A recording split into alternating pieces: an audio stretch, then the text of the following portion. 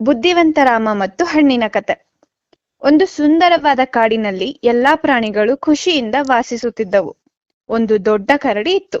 ಅದರ ಹೆಸರು ಭೀಮ. ಭೀಮ ತುಂಬಾ ಶಕ್ತಿಶಾಲಿ ಮತ್ತು ಸ್ವಲ್ಪ ಜಗಳಗಂಟ ಕರಡಿಯಾಗಿತ್ತು. ಭೀಮನಿಗೆ ಸಿಹಿಯಾದ ಹಣ್ಣುಗಳನ್ನು ತಿನ್ನುವುದೆಂದರೆ ತುಂಬಾ ಇಷ್ಟ.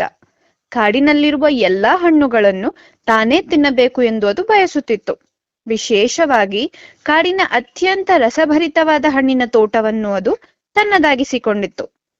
ಬೇರೆ ಯಾವುದೇ ಪ್ರಾಣಿ ಆ ಹಣ್ಣಿನ ತೋಟದ ಹತ್ತಿರ ಬಂದರೆ ಜೋರಾಗಿ ಘರ್ಜಿಸಿ ಅವುಗಳನ್ನು ಓಡಿಸುತ್ತಿತ್ತು. ಇದರಿಂದ ಕಾಡಿನ ಬೇರೆ ಪ್ರಾಣಿಗಳು ತುಂಬಾ ಬೇಸರಗೊಂಡಿದ್ದವು. ಅವುಗಳಿಗೆ ಸಿಹಿ ಹಣ್ಣುಗಳು ಸಿಗುತ್ತಿರಲಿಲ್ಲ. ಒಂದು ಚಿಕ್ಕ ಅಳಿಲು ಇದೆಲ್ಲವನ್ನು ದೂರದಿಂದ ಗಮನಿಸುತ್ತಿತ್ತು. ಅದರ ಹೆಸರು ರಾಮ. ರಾಮ ತುಂಬಾ ಬುದ್ಧಿವಂತ ಮತ್ತು ಚುರುಕು ಬುದ್ಧಿಯನ್ನು ಹೊಂದಿತ್ತು. ಅದು ಎಲ್ಲರನ್ನೂ ಸಂತೋಷದಿಂದಿರುವುದನ್ನು ನೋಡಲು ಬಯಸುತ್ತಿತ್ತು. ಒಂದು ದಿನ ರಾಮ ಭೀಮನ ಹತ್ತಿರ ಹೋಗಿ, ಹೇ ಮಹಾನ್ ಕರಡಿಯೇ, ನಿಮ್ಮ ಶಕ್ತಿ ಅದ್ಭುತವಾಗಿದೆ.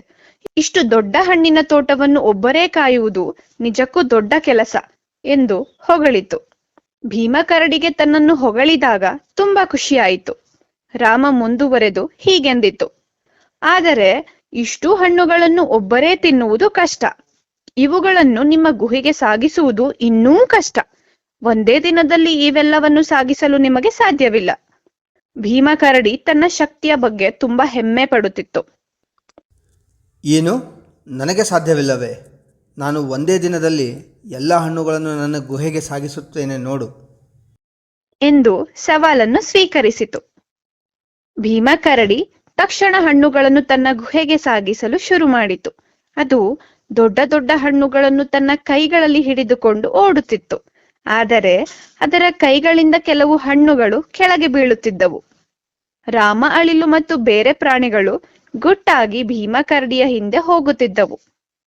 ಭೀಮ ಕರಡಿ ಬೀಳಿಸಿದ ಹಣ್ಣುಗಳನ್ನು ಅವು ನಿಧಾನವಾಗಿ ಮತ್ತು ಖುಷಿಯಿಂದ ಸಂಗ್ರಹಿಸುತ್ತಿದ್ದವು. ಹೀಗೆ ರಾಮ ಎಂಬ ಅಳಿಲಿನ ಬುದ್ಧಿವಂತಿಕೆಯಿಂದ ಎಲ್ಲಾ ಪ್ರಾಣಿಗಳಿಗೂ ಸಿಹಿ ಹಣ್ಣುಗಳು ಸಿಕ್ಕಿದವು. ಭೀಮ ಕರಡಿ ತನ್ನ ಶಕ್ತಿಯನ್ನು ಪ್ರದರ್ಶಿಸಲು ಹೋಗಿ ಅರಿಯದೆ ಎಲ್ಲರೊಂದಿಗೆ ಹಣ್ಣುಗಳನ್ನು ಹಂಚಿಕೊಂಡಿತು.